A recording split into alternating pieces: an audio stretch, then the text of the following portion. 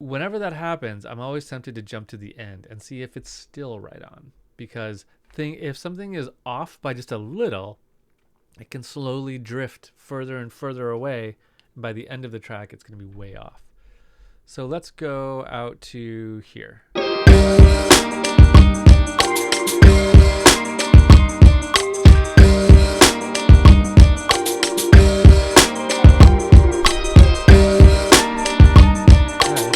Pretty good. So this is actually warped pretty great. It's right on. So let's assume that it's kind of not, because I want to show you a few things. So let me go to like this point right here.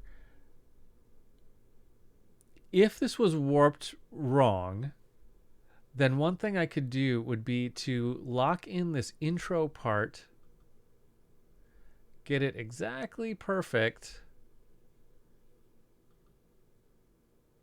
and then you can see like, okay, now it thinks it's 68.49. Right here it's 69.56.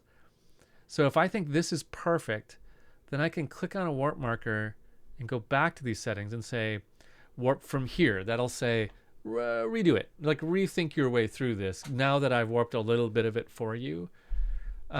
Sometimes you can get closer there.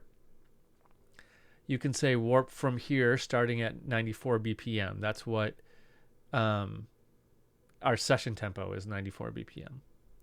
Warp from here straight, warp 94 BPM from here. And I don't really know what the difference between these two are, to be perfectly honest with you. What I almost always do when I come here is just say warp from here.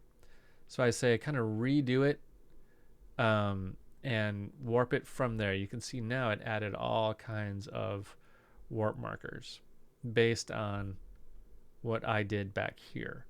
Okay, so in this case, I think I actually may have like screwed it up. But in most cases, that will really help and keep you from having to go through the whole track.